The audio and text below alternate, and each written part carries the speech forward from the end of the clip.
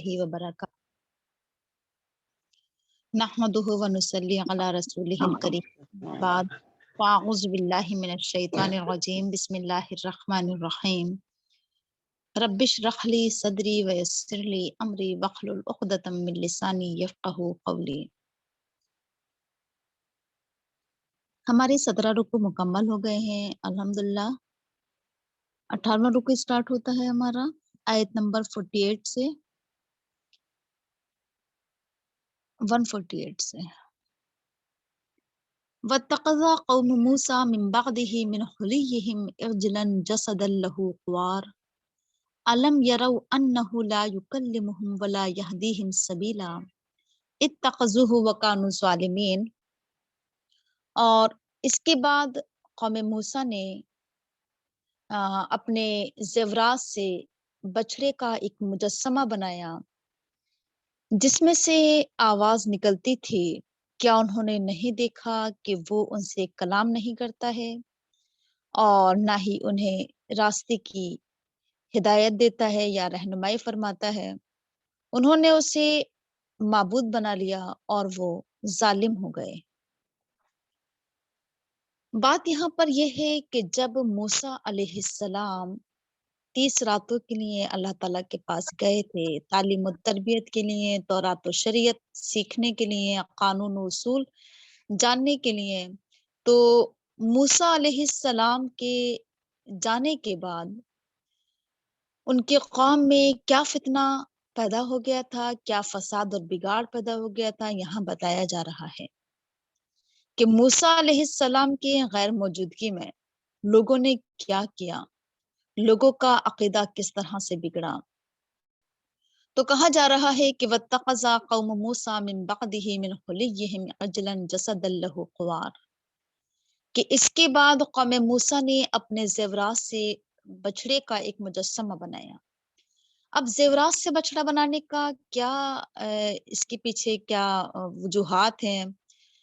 जब बनी इसराइल समंदर पार करके जा रहे थे और जब मूसा अलैहिस्सलाम ने बनी इसराइल को फिरऔन की गुलामी से निजात दिलाई थी और मूसा अलैहिस्सलाम की तरफ से जब ये ऐलान हुआ था बनी इसराइल में कि अब तुम लोग यहाँ से निकल जाओ, इस बस्ती से, इस जगह से तुम्हें निकलना है रात के वक्त, तो तमाम लोगों ने अपने अपने जरूरी सामान अपने साथ ले लिए थे।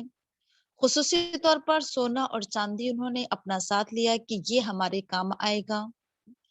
इंसान ऐसे ही मौके के लिए क्या करता है, तमाम चीजें संभाल संभाल कर रखता है कि ये क्या है, यही हमारी जमा पूंजी है या यही हमारा क्या है, सरमाया है और यही हमारे मुसीबत के वक्त काम आएगा। तो बहरहाल वो तमाम लोग अपना अपना सामान लेकर निकले, अपने जो उनके पास जो भी कह लीजिए सोने और चांदी की शक्ल में जो भी चीज रही हो उनके पास, चाहे वो सिक्का हो या कोई भी चीज हो। बहरहाल फिलहाल यहाँ पर जो है वो जेवरात का जिक्र है। तो वो उन जेवरात को जब लेकर निकले थे और फिर उसके बाद उन सब के लिए बहुत ही मुश्किल हो गया था रास्ते को तय करना, रास्ते को पार करना। एक लंबा रास्ता था, जाहिर सी बात है कि पहले जमाने में आज के जमाने की तरह सवारियां नहीं होती थी, पैदल ही सफर किए जाते थे दूर दराज के। अपना ही चलना इतना मुहाल और मुश्किल होता था, कहाँ अपने साथ इतना सामान लेकर चलना।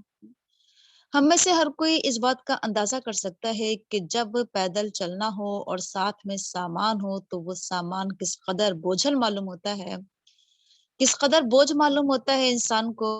वो अपना बच्चा अपने साथ में हो या कोई भी चीज हो, है ना। तो ये चीजें क्या है कि इंसान को रास्ता चलने में परेशानी होती है, उसके लिए खुद अपना चलना ही इतना मुश्किल होता है, कहाँ वो इतना सामान लेकर चले।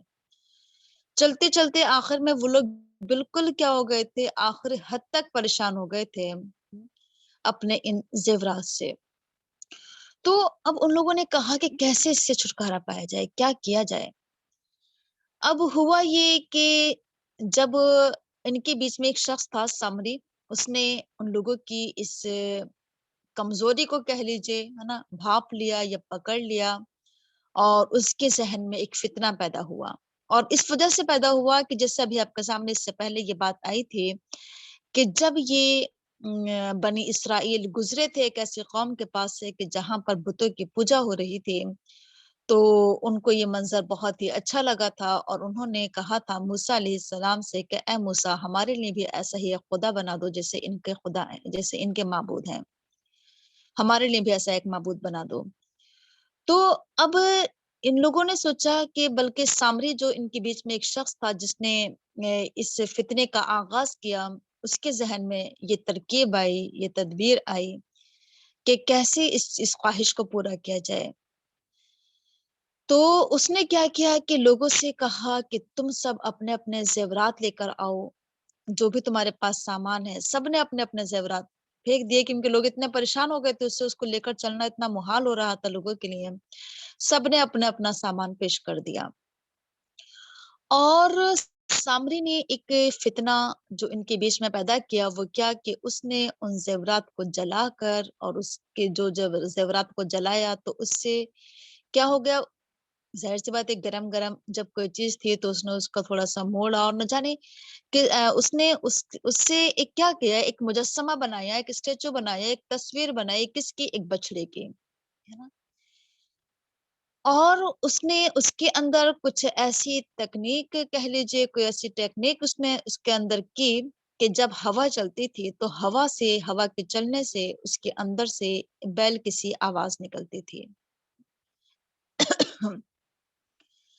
بہرحال یہ چیز ہے ایک کہ جب ہوا چلتی ہے تو ہواؤں کے ذریعے کیا ہوتی ہیں، بہت ساری آوازیں آتی ہیں، جیسا جس طرح کا ماحول ہوتا ہے وہی آوازیں کیا ہوتی ہیں، ہوائیں ادھر سے ادھر لے جاتی ہیں۔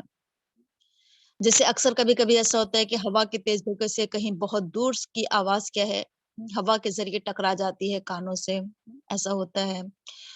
تو بہرحال ہوا کے ذریعے کیا ہو رہا تھا کہ اس کے اندر سے آواز نکل رہی تھی، اور اس کے اندر سے بیل کسی آواز نکل رہی تھی۔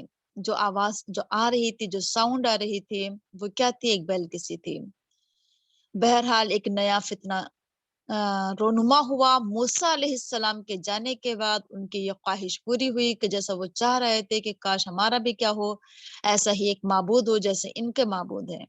وہ لوگ بہت خوش ہوئے، اور پھر دیکھیے میں آپ کو یہاں پر انسان کی کمزوری بتاؤں کہ انسان کی کمزوری کیا ہوتی ہے کہ جب وہ کوئی عجیب و غریب چیز دیکھتا ہے، تو عجیب و غریب چیز دیکھنے کے بعد انسان کے ذہن میں یہ خیال آتا ہے کہ شاید یہ کوئی بہت بڑی طاقت ہے، یہ کوئی بہت بڑی قوت ہے، اور یہ تو پتہ نہیں کیا ایک عجیب و غریب جو بات ہو گئی ہے۔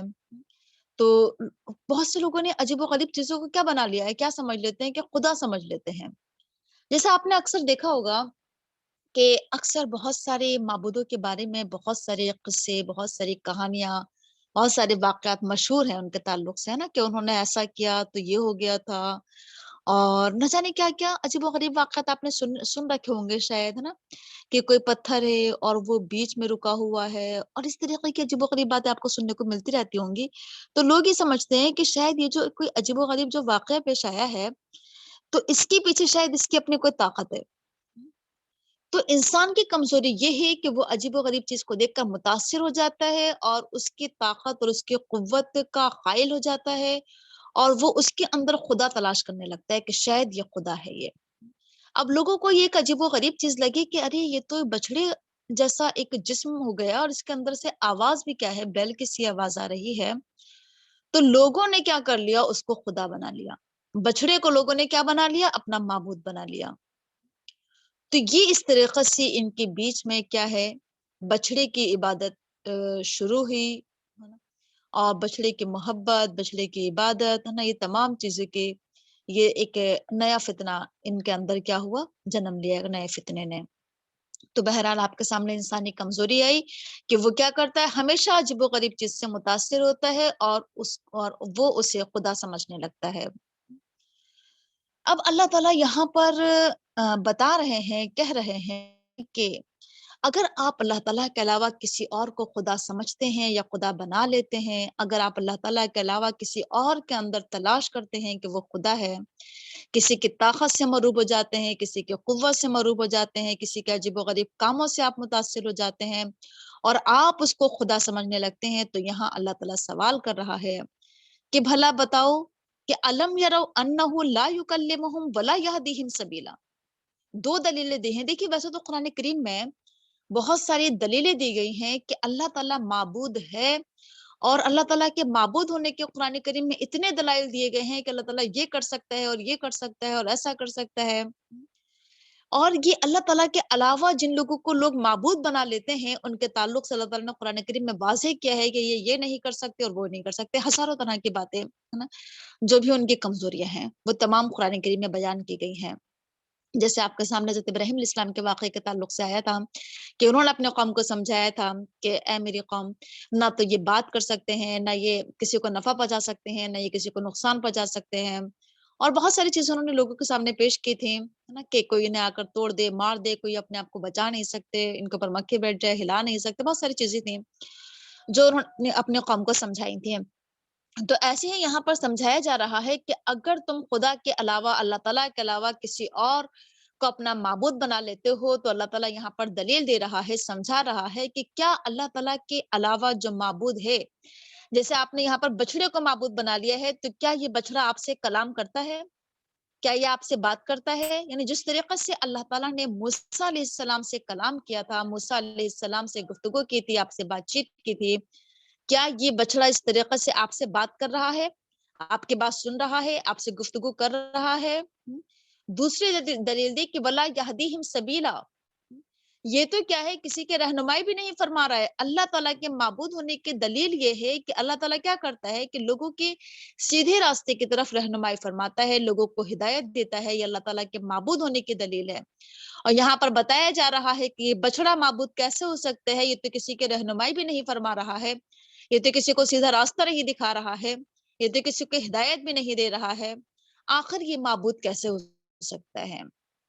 تو یہ دیکھیے سمجھانے والا بہترین انداز ہے کہ جب ہم لوگوں کے بیچ میں دیکھیں کہ لوگوں کے بیچ میں شرک داخل ہو رہا ہے، لوگ اللہ تعالیٰ کے علاوہ دوسروں کو معبود بنا رہے ہیں، پر ضروری ہے ہم سب کے لیے کہ ہم کیا کیا کریں، لوگوں کو سمجھا کریں، دلائل دیا کریں، اس کی کمزوریاں بیان کیا کریں.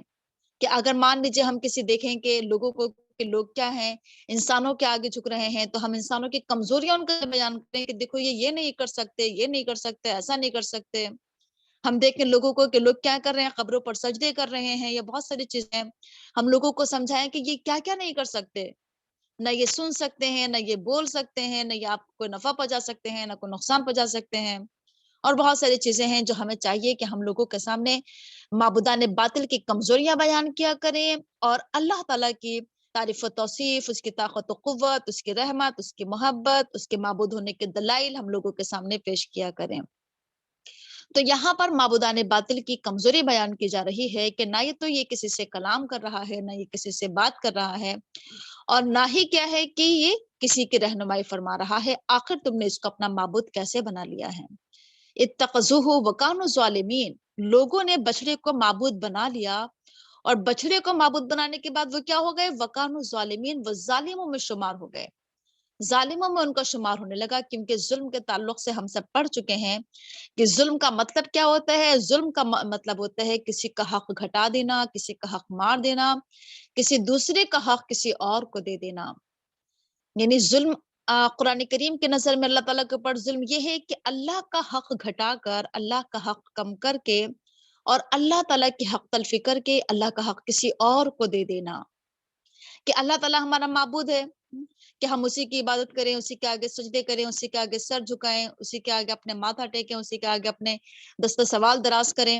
اگر ہم نے یہ حق کسی اور کو دے دیا کہ ہم کسی اور کے آگے سجدے کرنے لگے، کسی اور سے دعائیں مانگنے لگے، کسی اور کو حاجت روا اور مشکل کشا سمجھنے لگے، کسی اور کو غوث اعظم سمجھنے لگے، تو یہ کیا ہے، یہ ظلم کی ایک شکل ہے. یہ ظلم عظیم ہے، یہ سب سے بڑا ظلم ہے. یہ ہم نے اللہ تعالیٰ کا حق گھٹایا، اور ہم نے اللہ تعالیٰ کا حق گھٹا کر کسی اور کو دے دیا. تو بہرحال قرآن کریم میں منع کیا گیا ہے، کہ بتایا گیا ہے کہ ان الشرک لظلم عظیم، کہ شرک سب سے بڑا ظلم ہے. لا تشرک باللہ، اللہ کے ساتھ شرک نہ کرو.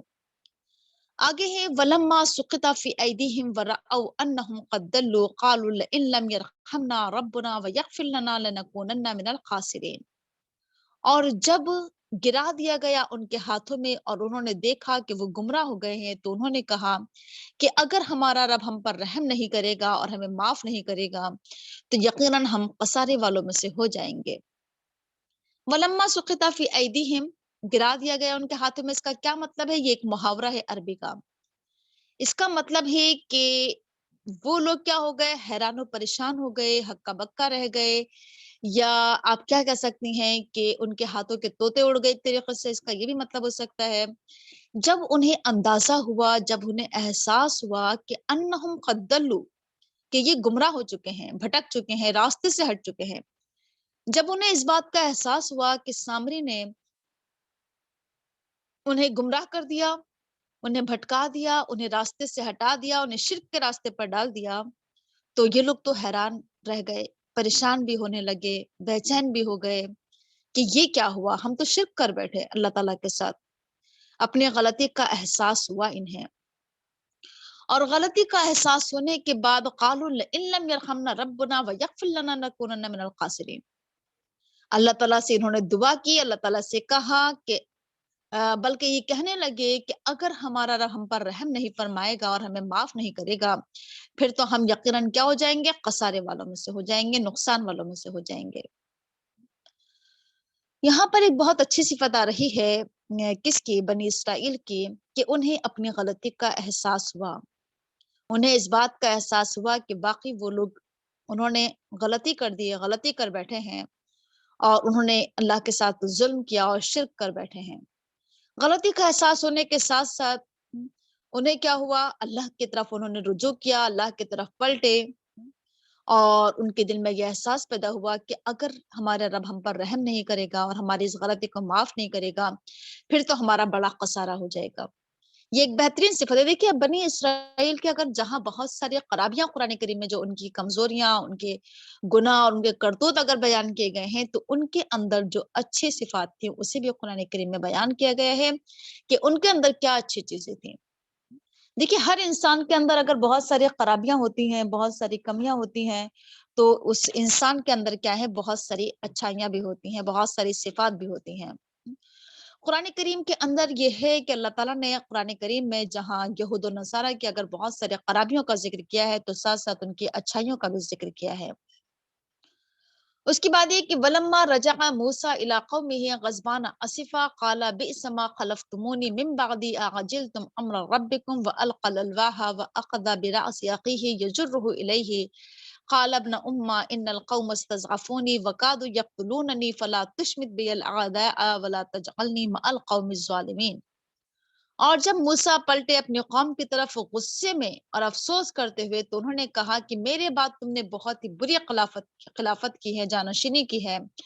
क्या तुमने अपने रब के हुक्म में जल्दी की? और उन्होंने तख्तियों को उठाया और अपने तख्तियां उन्होंने फेंक दी, और उन्होंने अपने भाई के बाल पकड़कर खींचे और कहा कि ए मेरी माँ के बेटे, कि बेशक हारून ने कहा कि ए मेरी माँ के बेटे, कि बेशक कौम ने मुझे कमजोर बना दिया था और करीब था कि वो मुझे कत्ल कर देते, बस तुम दुश्मनों को मेरे ऊपर हंसने का मौका ना दो और तुम मुझे जालिमों में मेरा शुमार ना करो। जब मूसा अलैहिस्सलाम अपने कौम की तरफ वापस आए और उन्होंने ये देखा कि उनकी कौम में, उनके कौम के जो लोग थे, उनके बीच में एक फितना पैदा हो गया था, एक शर और शिर्क पैदा हो गया था। इन्होंने बछड़े को माबूद बना लिया था, बछड़े की इबादत शुरू कर दी थी। तो मूसा अलैहिस्सलाम को ये बात सुनकर इंतहाई गुस्सा आया, इंतहाई गजबनाक हो गए, असिफा, उन्हें बड़ा अफसोस हुआ, बहुत ही ज्यादा गम से भर गए वो, उनके दिल को तकलीफ हुई, उनकी रूह को तकलीफ हुई। जाहिर सी बात है कि मूसा अलैहिस्सलाम गए हुए हैं अल्लाह ताला के पास कवानीन और उसूल सीखने के लिए, शरीयत सीखने के लिए, तालीम और तरबियत के लिए, लोगों की हिदायत का इंतजाम करने के लिए, लोगों की रहनुमाई के लिए, अल्लाह ताला से कलाम हासिल करने के लिए, तौरात हासिल करने के लिए गए हैं मूसा अलैहिस्सलाम अल्लाह ताला के पास। और उनके पीछे उनकी कौम क्या-क्या कर रही है, कैसे-कैसे फितने और कैसे-कैसे शर में मुब्तला हो चुकी है। ज़ाहिर सी बात है कि हम में से भी कोई अगर इस जगह पर होता और अगर हम आकर कौम की ये हालत देखते, है ना, कि हम तो इनके लिए क्या कर रहे हैं, इतनी मेहनत कर रहे हैं, ہے نا? इतना सब कुछ कर रहे हैं, कुर्बानी दे रहे हैं कि सब कुछ छोड़कर गए हुए हैं, बहुत कुछ सीख रहे हैं कि आकर अपने कौम को बताएँगे और सिखाएँगे और उनकी रहनुमाई करेंगे। और आकर जब कौम की ये हालत देखें कि उनके बीच में क्या है, कि फितना पैदा हो गया है, लोगों ने बछड़े को माबूद बना लिया है। हुँ, तो देखिए, अब देखिए हो सकता है कि कुछ लोगों ने तो तौबा कर ली हो, कुछ लोगों को तो एहसास हो गया हो गलती का, और हो सकता है कि कुछ लोगों को ना हुआ हो। मुकम्मल तौर से क्या है, वो शिर्क उनके अंदर से खत्म नहीं हुआ हो। बहरहाल जो भी कंडीशन रही हो, तो मूसा अलैहिस्सलाम ने आकर क्या किया कि अपने भाई हारून अलैहिस्सलाम को वो अपने पीछे खलीफा बनाकर गए थे।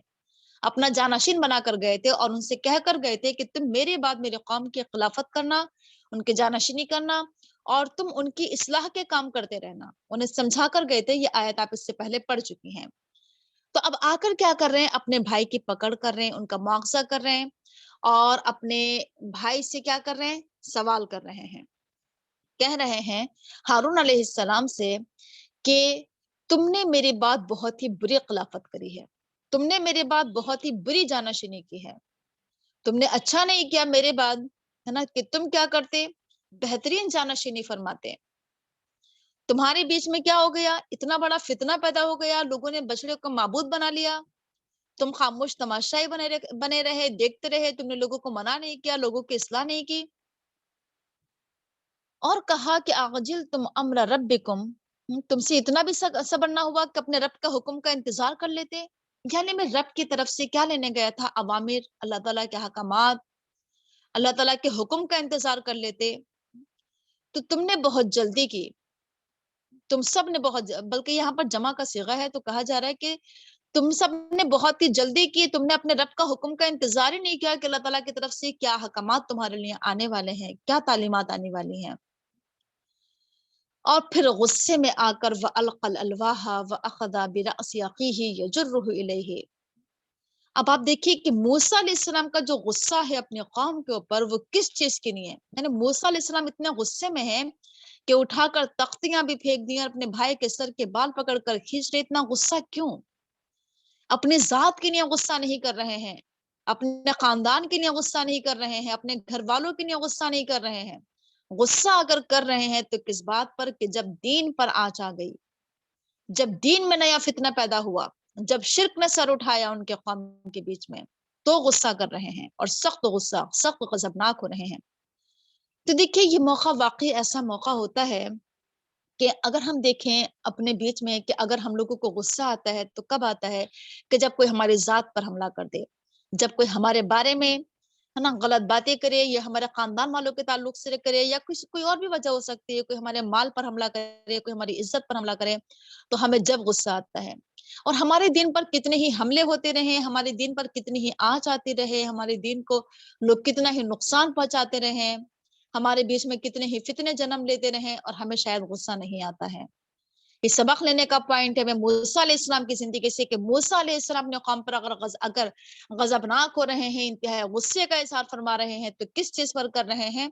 अपने कौम के शिर्क के ऊपर, कि उनकी कौम में शिर्क दाखिल हो गया, उनके बीच में एक नया फितना, बछड़े को माबूद बनाना। तो बहरहाल उन्होंने गुस्से में आकर तख्तियां उठाकर फेंक दी और अपने भाई के बाल पकड़कर खींच रहे हैं।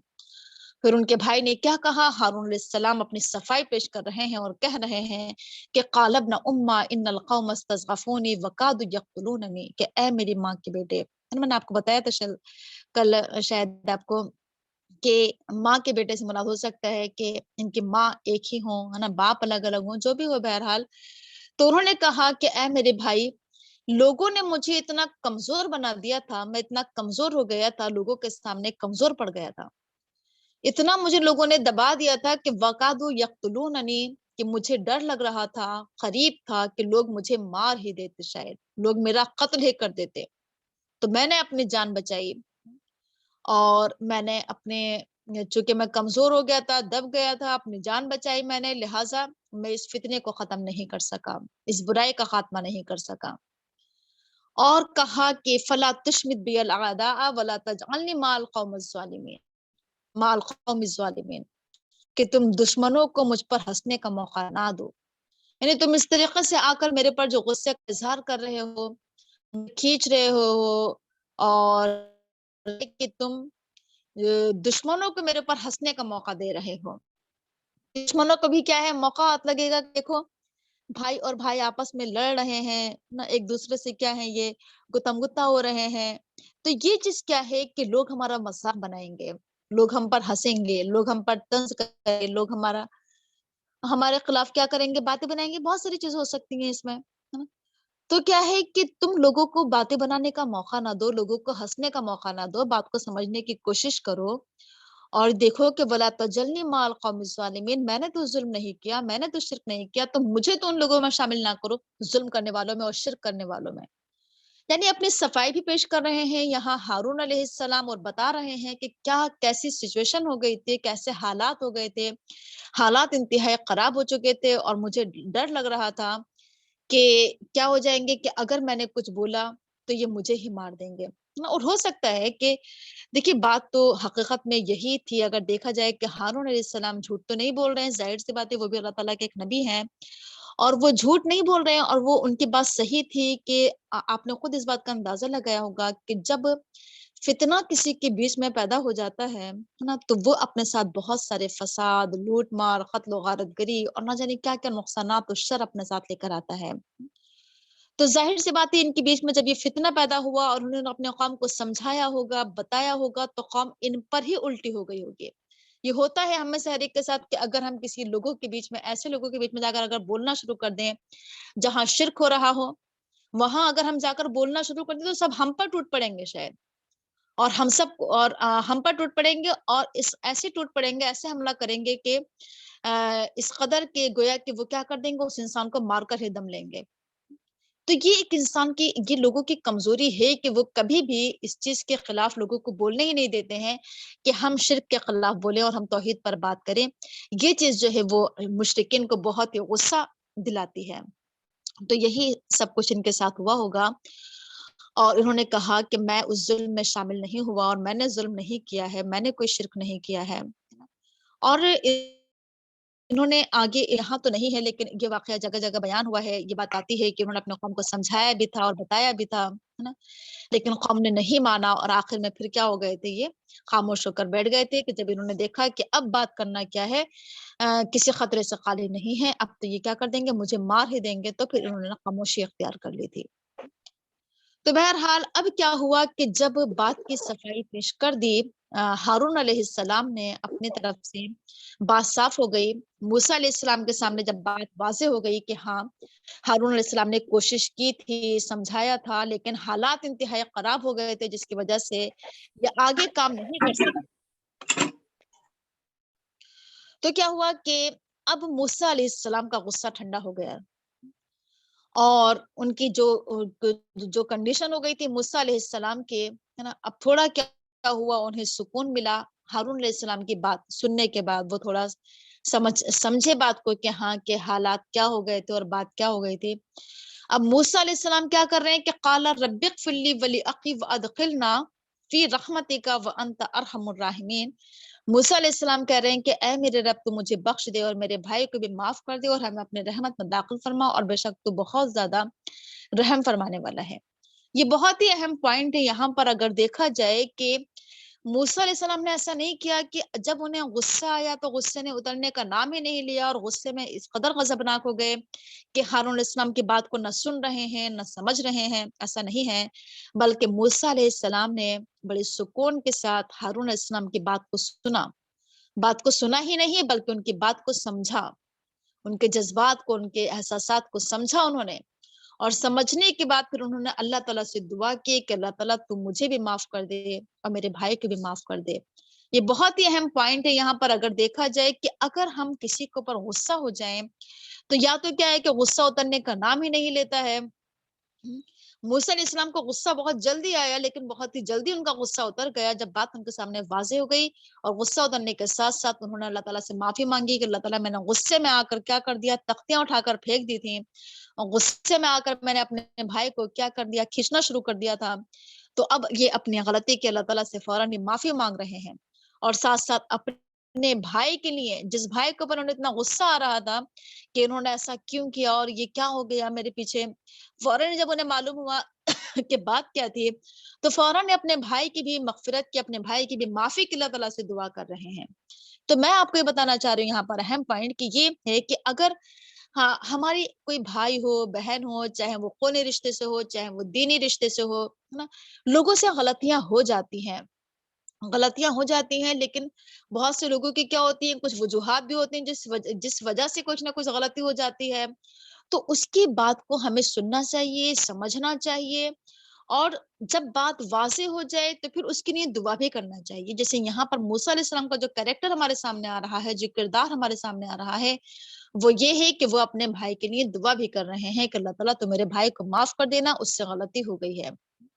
اور پھر اپنے سب کے لیے دعا کر رہے ہیں کہ اللہ تعالیٰ تو ہم سب کو اپنے رحمت کے اندر داخل کر لے، ہم سب کو کیا کرے، اللہ تعالیٰ تو ہم سب کو شرک سے بچا، ظلم سے بچا، اس فتنے سے بچا جو ہمارے بیچ میں پیدا ہو گیا ہے، تو ہم پر رحم فرما، تو بہت ہی زیادہ رحم فرمانے والا ہے۔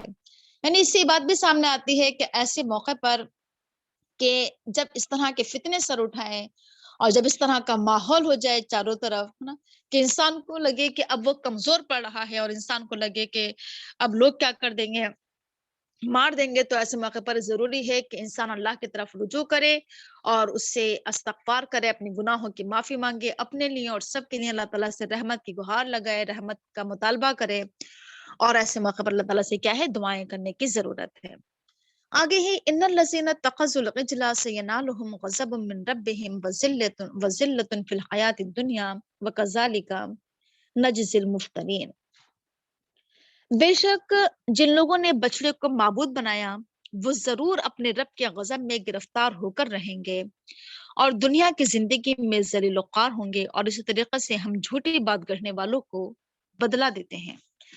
اب دیکھیے کہ یہ گناہ کوئی معمولی گناہ نہیں تھا۔ اللہ تعالیٰ کے علاوہ کسی دوسری چیز کو معبود بنا لینا، کسی دوسری چیز کو خدا بنا لینا، یہ چیز اللہ تعالیٰ کے غضب اور غصے کو بہت زیادہ بھڑکانے والی چیز ہے۔ سب سے زیادہ اللہ تعالیٰ کو اگر غصہ کسی بات پر آتا ہے تو وہ شرک پر ہی آتا ہے۔ قرآن کریم میں کہا گیا ہے کہ اتنا غصہ آتا ہے اللہ تعالیٰ کو کہ قریب ہے کہ آسمان گر پڑے اور زمین پھٹ جائے۔ اور شرک کے تعلق سے آپ پڑھ چکے ہیں کہ اس قدر اللہ تعالیٰ کو غصہ دلانے والا عمل ہے یہ شرک، کہ اللہ تعالیٰ نے کہا ہے کہ میں آخرت میں تمام گناہوں کو معاف کر دوں گا لیکن شرک کو کبھی معاف نہیں کروں گا۔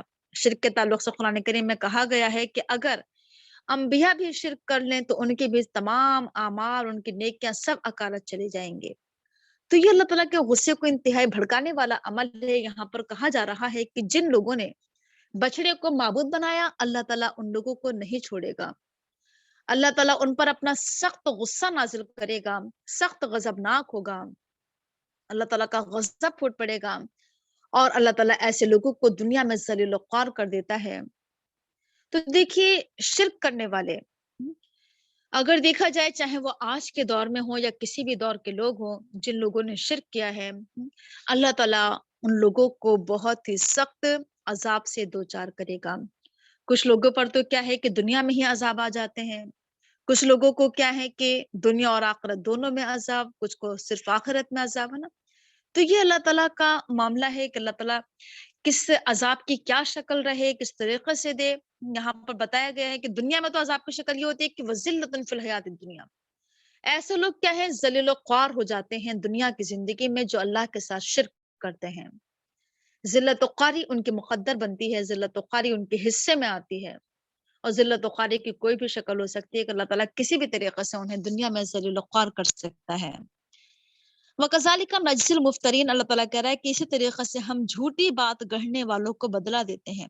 جھوٹی بات گڑھنے سے مراد کیا ہے؟ ایک تو شرک ہے کہ اللہ کے ساتھ شرک کرنا، کہ اللہ کوئی ساتھی ہے، اللہ کا کوئی قریبی ہے، وہ ہماری بات اللہ تعالیٰ تک پہنچا دیں گے، ہے نا۔ اللہ تعالیٰ کہہ رہا ہے کہ ہم جھوٹی باتیں گڑھنے والوں کو بدلہ دیتے ہیں۔ اس کے مقابلے میں والذین عملوا السیئات نہیں، بلکہ والذین عملوا السیئات ثم تابوا من بعدها وآمنوا ان ربک من بعدها لغفور رحیم، اور وہ لوگ جو برائیاں کرتے ہیں، گناہ کرتے ہیں، غلط کام کرتے ہیں، پھر اس کے بعد توبہ کر لیتے ہیں اور ایمان لے آتے ہیں، بے شک تمہارا رب اس کے بعد یقیناً معاف کرنے والا ہے، رحم کرنے والا ہے۔ یعنی سوال ہی پیدا ہوا یہ سب کچھ پڑھنے کے بعد کہ شرک اللہ تعالیٰ کو انتہائی غصہ دلانے والا عمل ہے، اور اگر کسی سے کیا ہو گیا ہے غلطی हो गई, गुनाह हो गया, शिर्क हो गया, और फिर वो क्या चाह रहा है, दुनिया में चाह रहा है कि वो अपने इस गुनाहों से ताइब हो जाए, इस गुनाह से वो रुजू करे अल्लाह ताला की तरफ, पलटे अल्लाह ताला से माफी मांगना चाहे, तो क्या होगा?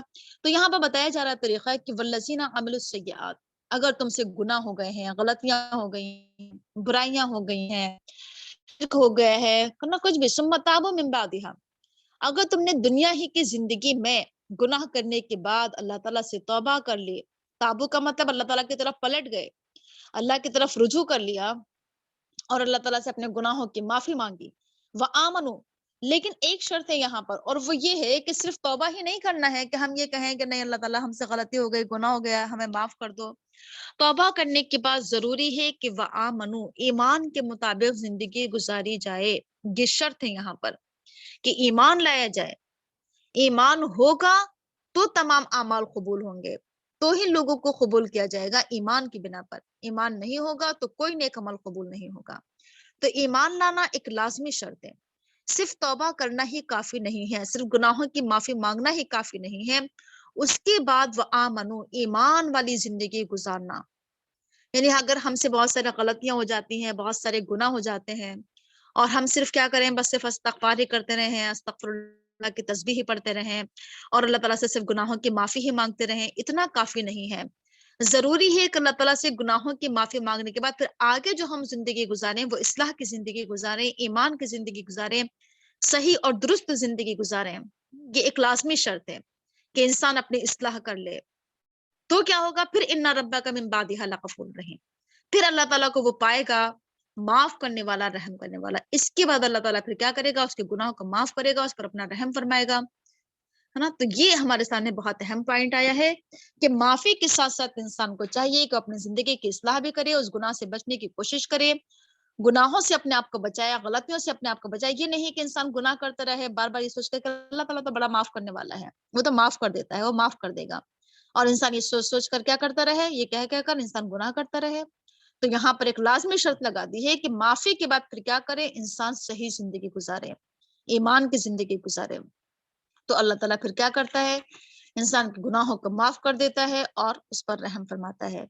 आगे ही वलम्मा सकता अन मूसल गज़बु अखज़ल अलवाहा व फी नुस्खतिहा हुदम व रहमतुल लिल्लज़ीना हुम बिरब्बिहिम यरहबून, कि जब मूसा अलैहिस्सलाम का गुस्सा ठंडा हो गया, उन्हें थोड़ा क्या हुआ, सुकून हो गया, तो फिर उन्होंने उन तख्तियों को उठाया, और उस नुस्खे में हिदायत थी और रहमत थी उन लोगों के लिए जो अपने रब से डरते हैं।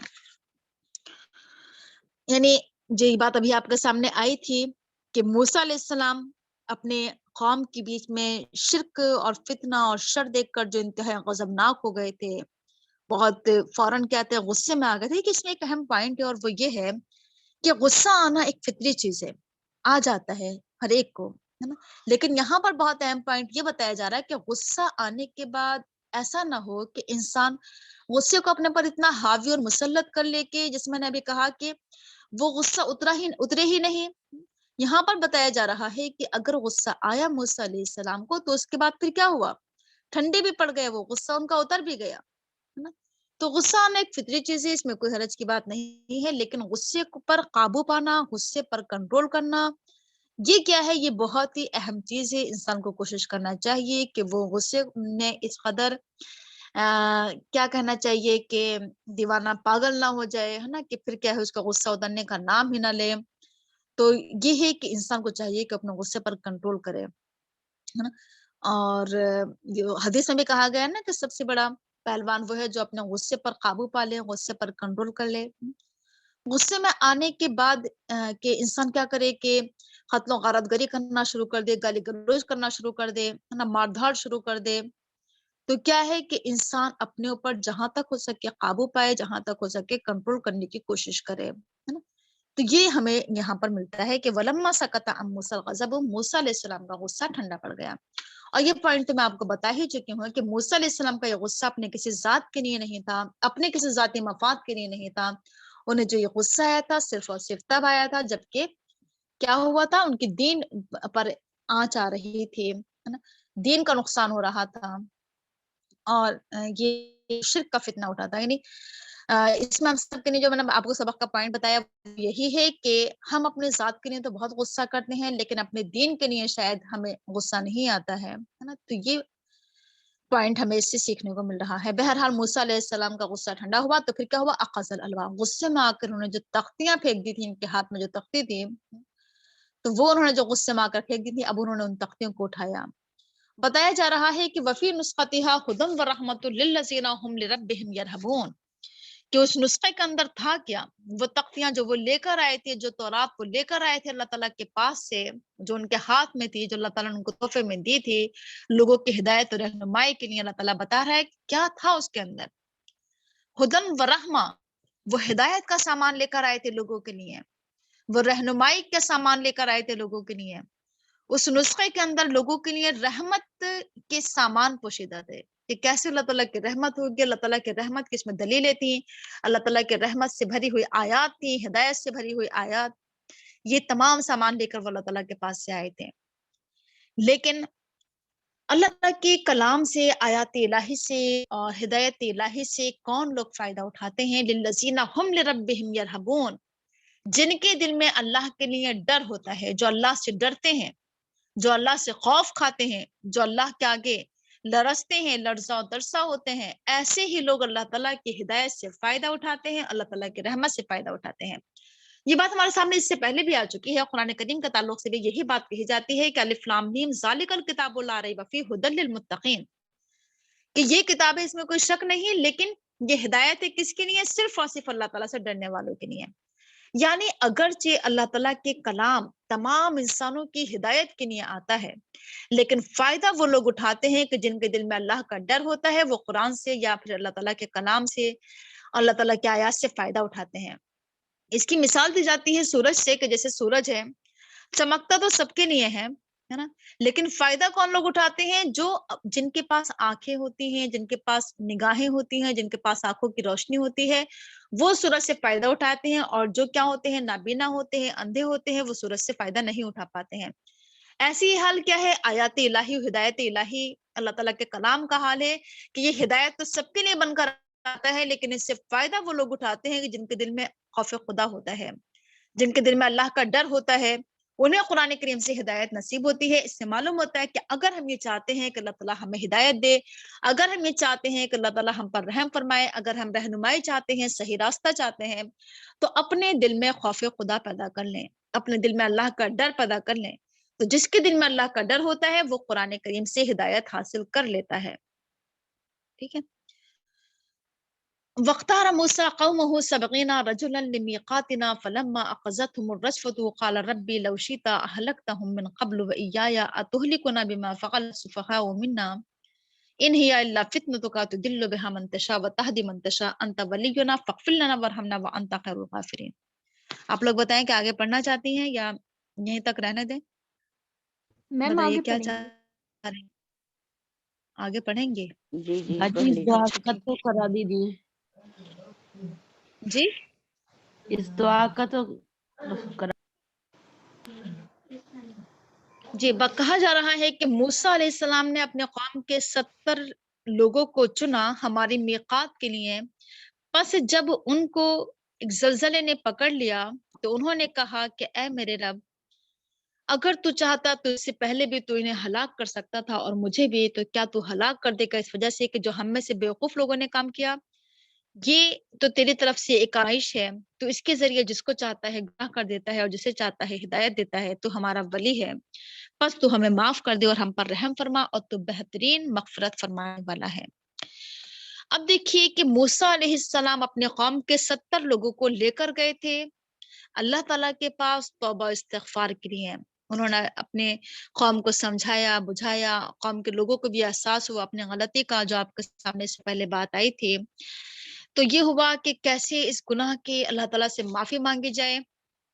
تو جو قوم کے بڑے بڑے لوگ تھے، سرداران قوم تھے جو، تو ان لوگوں کو چنا گیا کہ یہ کیا ہے، ہم سب لوگ کوہ طور پر جائیں گے، اور ایک میقات مقرر کی گئی، یعنی میقات کے تعلق سے آپ اس سے پہلے پڑھ چکی ہیں، ایک وقت مقرر کہ کس وقت جانا ہے، کس دن جانا ہے، کس تاریخ میں جانا ہے، کس جگہ پر جانا ہے، تمام چیزیں مقرر کی گئی۔ کہ سب لوگ کیا ہیں 70 لوگ ہم میں سے کیا ہوں گے جائیں گے. کس لیے جائیں گے؟ یہ جو ہم نے اتنا بڑا فتنہ اپنے بیچ میں جو ہم نے پیدا کیا، اتنا بڑا گناہ اللہ تعالیٰ کے ساتھ شرک، ظلم عظیم، تو کیا کریں گے؟ ہم سب مل کر اجتماعی توبہ کریں گے اللہ تعالیٰ سے، سب مل کر نہ اجتماعی طور پر اللہ تعالیٰ سے مغفرت چاہیں گے، ہے نا. اب دیکھیے اس جگہ کا تقرر اس لیے کیا گیا، جیسے آپ نے دیکھا ہوگا اکثر کہ جو بڑا کوئی پروگرام ہو اس کے لیے بڑی جگہ لی جاتی ہیں. جیسے اکثر ایسا ہوتا ہے کہ اگر نماز ویسے تو جیسے 5 وقت کی ہے تو مسجد میں انسان پڑھ لیتا ہے. اب لیکن کیا ہوتا ہے، عید کا موقع ہوتا ہے یا الوداع کا موقع ہوتا ہے، تو کیا ہوتا ہے کہ بڑے بڑے میدانوں میں، ہے نا، عیدگاہ میں نماز پڑھی جاتی ہے، تو ایک بڑی جگہ کا انتخاب کیا جاتا ہے نا، ایک وقت مقرر کیا جاتا ہے. تو ایسے ہی کیا تھا، ایک بڑا واقعہ تھا یہ کہ قوم کے بیچ میں جو اتنا بڑا ان لوگوں نے فتنہ اٹھایا تھا، تو اب اس کی معافی کے لیے کیا تھا کہ ایک جگہ ایک وقت مقرر کیا گیا کہ ہم سب مل کر وہاں جمع ہوں گے اور ہم سب مل کر کیا کریں گے، اللہ تعالیٰ سے اپنے اس گناہ کی اجتماعی معافی کریں گے، اجتماعی توبہ کریں گے. تو بہرحال ہوا یہ کہ جب یہ لوگ وہاں پر پہنچے، بتایا یہاں پر یہ جا رہا ہے کہ فلما اخذتهم الرجفہ، جب ان کو ایک زلزلے نے پکڑا. اب دیکھیے یہاں پر بیچ کی بات نہیں آئی ہے کہ بیچ میں تمام کیا کیا واقعات پیش آئے تھے، کہ اللہ تعالیٰ نے ان کی پکڑ کیوں کی تھی، کیا ہوا تھا. کچھ وجوہات بیان کی گئی ہیں روایتوں میں، تفسیروں میں، وہ میں آپ کو بتانا چاہوں گی کہ اللہ تعالیٰ کا یہ عذاب ان کے اوپر کیوں آیا، کہ وہاں جا کر ان کو زلزلے نے کیوں پکڑ لیا. ہوا یہ تھا کہ ایک تو یہ ملتی ہے روایت کہ ان لوگوں نے یہ کہا تھا جب یہ لوگ وہاں پر پہنچے تھے، کوہ طور پر جب پہنچے تھے، یا طور سینین جب پہنچے تھے یہ لوگ، تو انہوں نے وہاں پر جا کر مطالبہ کیا کہ ہم اللہ تعالیٰ کو دیکھنا چاہتے ہیں. ایک تو یہ مطالبہ ان کی طرف سے آیا تھا، اور دوسرا انہوں نے یہ بھی ملتی ہے تفسیر میں کہ ان لوگوں نے یہ دعا کی وہاں پر جا کر کہ اللہ تعالیٰ تو ہمیں وہ دے جو آج تک انہیں کسی کو نہیں دیا ہے، اور جو تو آگے بھی کسی کو نہیں دے، ہمیں وہ چاہیے. تو یہ دعا اللہ تعالیٰ کو ان کی پسند نہیں آئی تھی. اور ان کا یہ مطالبہ کہ ہم سب کیا ہیں، جب تک اللہ تعالیٰ کو اپنی آنکھوں سے نہیں دیکھ لیں گے، اپنی نگاہوں سے نہیں دیکھ لیں گے، تب تک ہمیں یقین نہیں آئے گا. دیکھیں موسیٰ علیہ السلام نے بھی اللہ تعالیٰ کو دیکھنے کا مطالبہ کیا تھا، لیکن ان کے مطالبے کے اندر کیا تھے کہ انہیں اللہ پر یقین تھا، کامل یقین تھا کہ اللہ تعالیٰ کی ذات ہے. وہ صرف اپنے ایمان کو بڑھانے کے لیے اللہ تعالیٰ کو دیکھنا چاہتے تھے. لیکن یہاں پر یہ بنی اسرائیل نے جو مطالبہ کیا تھا اللہ تعالیٰ کو دیکھنے کا، انہوں نے یہ کہا تھا کہ ہم اس وقت تک نہیں مانیں گے، ہم اس وقت تک یقین نہیں کریں گے جب تک اللہ تعالیٰ کو اپنی نگاہوں سے نہیں دیکھ لیں گے. تو ایک مطالبہ کیا ہے، یہ پورے یقین کے ساتھ کیا گیا تھا، اللہ تعالیٰ نے ان کے اس مطالبے کو پورا کیا تھا. لیکن یہ مطالبہ جو انہوں نے کیا تھا یہ کیا تھا کہ انہیں اللہ پر ایمان و یقین نہیں تھا، شک تھا، اور انہوں نے کہا تھا کہ جب تک دیکھیں گے نہیں تب تک یقین نہیں کریں گے. تو ان پر کیا تھا، اللہ تعالیٰ کا عذاب آیا تھا. تو فلما اخذتهم الرجفہ، جب ان کو ایک زلزلے نے پکڑ لیا، سخت زلزلے نے، جب یہ وہاں پر پہنچے، سخت زلزلہ آیا، تو اب ان لوگوں نے دعا کی، موسیٰ علیہ السلام نے بھی دعا کی کہ اللہ تعالیٰ تو اگر چاہتا تو اس سے پہلے بھی تو ہم سب کو ہلاک کر سکتا تھا، مجھے بھی اور ان سب کو بھی. تو کیا ہم میں سے بیوقوف، یعنی تمام لوگوں نے یہ دعائیں یا یہ مطالبہ تمام لوگوں نے نہیں کیا تھا، لیکن عذاب کیا ہے کہ سب پر آ رہا ہے. تو کہا، انہوں نے کہا کہ کیا ہم میں سے جو بیوقوف لوگوں نے اگر کوئی کام کیا، کوئی غلط کام کیا، تو کیا اس کی سزا ہم میں سے ہر ایک کو ملے گی، تو ہم سب کو ہلاک کر دے گا. دیکھیے اللہ تعالیٰ کی سنت یہ رہی ہے کہ اگرچہ برائی کچھ لوگ کرتے ہیں، ہے نا، لیکن پکڑ سب کی ہوتی ہے، اور اس کے وجوہات آپ اس سے پہلے پڑھ چکی ہیں، ہے نا، کہ اگر کیا کرو کہ قوم کی اصلاح نہ کرو، قوم کے بیچ میں کام نہ کرو، خاموش تماشائی بنے رہو، ہم دیکھتے رہیں کہ لوگ برائیاں کر رہے ہیں، غلط کام کر رہے ہیں، اور ہم کچھ نہ کہیں، تو پھر کیا ہوتا ہے، سبھی پر اللہ تعالیٰ کا عذاب آ جاتا ہے. تو بہرحال انہوں نے کہا کہ اتہلکنا بما فعل السفہاء منا، ہم میں سے بیوقوف لوگوں نے کچھ اگر غلط کام کیا ہے، بیوقوفی کی بنا پر، لا علمی کی بنا پر، سفاہت کی بنا پر، تو کیا تو ہم سب کو ہلاک کر دے گا. ان ہی الا فتنتک، یہ تو تیری طرف سے ایک آزمائش تھی ہم سب کی، تو نے ہم سب کو آزمایا. کہ موسیٰ علیہ السلام جب کیا تھے، کوہ طور پر گئے ہوئے تھے، اور ان کے پیچھے ایک فتنہ پیدا ہوا، ہے نا، یہ کیا تھی، اللہ تعالیٰ کی طرف سے ان سب کی ایک آزمائش تھی کہ سامری نے ان کے بیچ میں جو فتنہ پیدا کیا، تو اس میں یہ لوگ گرفتار ہو گئے. یہ بہت ہی سخت آزمائش کا وقت تھا لوگوں کے لیے. اور یہ جو آزمائشیں ہوتی ہیں، اس سے ہوتا کیا ہے کہ تدل بہا من تشاء و تہدی من تشاء، آزمائشوں میں کچھ لوگ تو کیا ہو جاتے ہیں، گمراہ ہو جاتے ہیں، اور کچھ ہدایت پا جاتے ہیں. تو یہ صحیح بات ہے، ہم میں سے ہر ایک کے ساتھ اس طرح کے واقعات پیش آتے ہیں کہ ہم سب کی زندگی میں بہت ساری آزمائشیں آتی ہیں. ہم بہت سے لوگوں کو دیکھتے ہیں کہ آزمائشوں کے موقع پر کچھ لوگ تو کیا ہو جاتے ہیں، بڑے نیک اور صالح بن جاتے ہیں، کسی حادثے سے، کسی واقعے سے، ہے نا، کسی ایکسیڈنٹ سے. اور کچھ کا حال کیا ہوتا ہے کہ آزمائش آنے کے بعد، مصیبت اور پریشانی آنے کے بعد، کوئی غریبی آ گئی یا کچھ ہو گیا، تو اس کے بعد لوگ اور زیادہ کیا ہو جاتے ہیں، گمراہ ہو جاتے ہیں، اور زیادہ گناہوں کی طرف چلے جاتے ہیں، اور زیادہ بھٹک جاتے ہیں. انت ولینا فاغفر لنا وارحمنا وانت خیر الغافرین. اب یہ دعا کر رہے ہیں اللہ تعالیٰ سے کہ اللہ تعالیٰ تو ہمارا ولی ہے، کارساز ہے، کرتا دھرتا ہے، ہمیں ناصر ہے، ہمارا سرپرست ہے، تو ہمیں معاف فرما دے، تو ہم رحم فرما، تو بہترین مغفرت فرمانے والا ہے. تو جب ان پر اللہ تعالیٰ کا عذاب آیا تو انہوں نے اللہ تعالیٰ سے دعا کی، اللہ تعالیٰ رحم فرما، اللہ تعالیٰ معاف فرما، تو ہمیں بخش دے. اور اس طریقے سے انہوں نے اللہ تعالیٰ سے دعا کی. آگے بھی ان کی دعا ہے، میرے خیال سے آگے کی آیت بہت زیادہ لمبی ہو جائے گی. وَاكْتُبْ لَنَا فِي هَٰذِهِ الدُّنْيَا حَسَنَةً وَفِي الْآخِرَةِ إِنَّ هُدْنَا إِلَيْكَ قَالَ عَذَابِي أُصِيبُ بِهِ مَن أَشَاءُ وَرَحْمَتِي وَسِعَتْ كُلَّ شَيْءٍ فَسَأَكْتُبُهَا لِلَّذِينَ يَتَّقُونَ وَيُؤْتُونَ الزَّكَاةَ وَالَّذِينَ هُمْ بِآيَاتِنَا يُؤْمِنُونَ.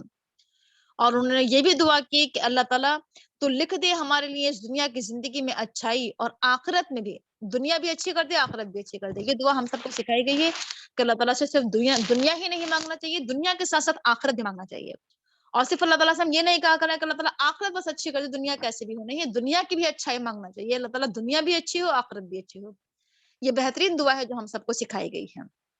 اور پھر یہ کہ انا ہدنا الیکا، ہم تیری طرف رجوع کرتے ہیں، تیری طرف پلٹتے ہیں.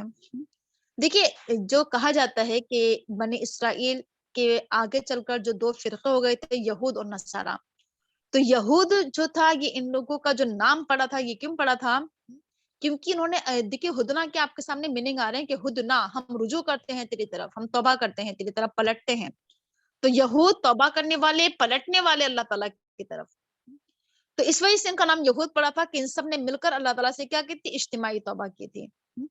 تو اس وجہ سے ان کا نام یہود پڑا تھا، ورنہ یہودیت یہ کوئی مذہب اللہ تعالیٰ کی طرف سے نہیں ہے، یہ صرف ان لوگوں کا اپنا رکھا ہوا نام تھا. یہ تو انا ہدنا الیکا کہ ہم تیری طرف رجوع کرتے ہیں. اب اللہ تعالیٰ نے کہا کہ میرا عذاب جس پر چاہتا ہے میں اپنا عذاب میں گرفتار کر دیتا ہوں، جس پر میں چاہتا ہوں میرا عذاب آتا ہے. میرا عذاب جو ہے وہ میں جسے چاہتا ہوں دیتا ہوں، اور میری رحمت کیا ہے، ہر چیز کے اوپر وسیع ہے. یعنی جو عذاب کے مستحق ہوتے ہیں میں انہیں عذاب دیتا ہوں، جو عذاب کے حقدار ہوتے ہیں ان پر میرا عذاب آتا ہے. جو واقعی کیا ہے، گناہ جو سزاوار ہیں انہیں سزا ملتی ہے. لیکن میری رحمت کیا ہے کہ ہر چیز پر وسیع ہے. یہ بات آپ کے سامنے سے پہلے آ چکی ہے کہ اللہ تعالیٰ کی رحمت اللہ کے غضب کے مقابلے میں زیادہ ہے.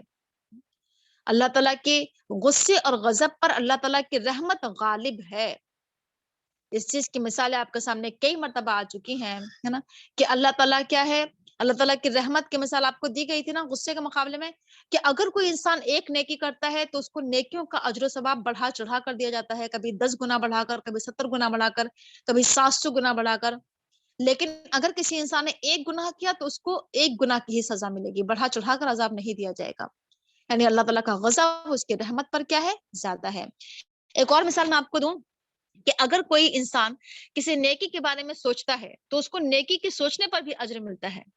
لیکن اگر کسی انسان نے اگر کسی انسان نے نیکی کے بارے میں سوچا کہ میں نیکی کروں گا اور وہ نیکی کر نہیں پایا، لیکن اس کو سوچنے پر بھی اجر و ثواب ملتا ہے. لیکن اگر کسی انسان نے کسی گناہ کے بارے میں سوچا اور گناہ وہ کر نہیں پایا تو اس کو کوئی عذاب نہیں ملتا ہے کہ اس نے سوچا بھی کیوں. ٹھیک ہے، تو یہ ہے اللہ تعالیٰ کی رحمت، کہ اللہ تعالیٰ کی رحمت اس کے غصے پر کیا ہے، حاوی ہے. ٹھیک ہے، فَسَأَكْتُبُهَا لِلَّذِينَ يَتَّقُونَ. اللہ تعالیٰ اپنی رحمت کے بارے میں کہہ رہا ہے کہ میں اپنی رحمت ان لوگوں کے لیے واجب کر دوں گا، لکھ دوں گا جو اللہ سے ڈرنے والے ہیں. یعنی دنیا میں تو اللہ تعالیٰ کی رحمت ہر ایک کے اوپر نازل ہو رہی ہے، نافرمانوں پر بھی، غیر مسلموں پر بھی، سب پر. لیکن آخرت میں اللہ تعالیٰ کی رحمت صرف اور صرف مومنین کے لیے، صرف اور صرف متقین کے لیے ہوگی، اللہ سے ڈرنے والوں کے لیے اللہ تعالیٰ کی رحمت ہوگی. للذین یتقون ویؤتون الزکاۃ والذین هم بآیاتنا یؤمنون. یہاں پر 3 صفات بیان کی جا رہی ہیں کہ اللہ تعالیٰ کی رحمت اگر تم چاہتے ہو تو اللہ تعالیٰ کی رحمت حاصل کرنے کے لیے اپنے اندر 3 صفات پیدا کرو. ایک تو یہ کہ اپنے اندر تقوی پیدا کرو، یعنی اللہ کا ڈر اور اللہ کا خوف، گناہوں سے بچنا.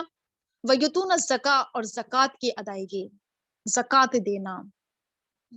والذین هم بآیاتنا یؤمنون، اللہ کی آیات پر ایمان رکھنا. دیکھیے، نماز، روزہ، حج، زکوٰۃ، یہ تمام چیزیں ہر قوم میں، ہر امت میں، ہر شریعت میں رہی ہیں، شکلیں بدلی ہیں، ہے نا، حیت اور شکل اور صورت بدل گئی ہے، طریقے بدلے ہوئے ہیں، لیکن ہے وہی تمام چیزیں۔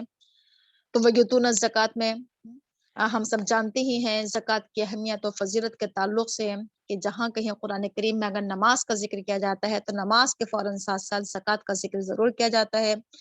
ہم نماز کی تو پابندی بہت کرتے ہیں لیکن زکوٰۃ کی طرف سے بہت غفلت برتتے ہیں۔ تو ضرورت اس بات کی ہے کہ نماز کی اہمیت کے ساتھ ساتھ ہم لوگوں کو زکوٰۃ کی فضیلت سے بھی روشناس کرایا کریں اور خود بھی کیا کریں، نماز کی ادائیگی کے ساتھ ساتھ ہم اس بات کا اہتمام کیا کریں کہ زکوٰۃ کی کیا ہم ادائیگی کر رہے ہیں نہیں کر رہے ہیں۔ بہرحال یہ ایک لمبا ٹاپک ہے، مجھے لگ رہا ہے کہ ٹائم زیادہ ہو رہا ہے، اس لیے ہم یہیں تک رہنے دیتے ہیں، باقی جو ہے کل ہم اس پر اور زیادہ غور و فکر کر لیں گے اور آگے بھی بڑھیں گے انشاءاللہ۔ سبحانک اللہم و بحمدک نشہد ان لا الہ الا انت نستغفرک و نتوب الیک۔ اگر کوئی بات سمجھ میں نہیں آئی ہو کسی کو تو سوال کر سکتی ہیں۔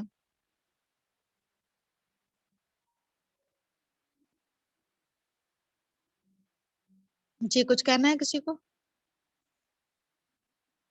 کچھ سوال کسی کا؟ چلیے ٹھیک ہے پھر انشاءاللہ باقی کل پڑھتے ہیں۔ السلام علیکم۔ وعلیکم السلام۔ مومنہ جی، یہ جو 70 لوگ تھے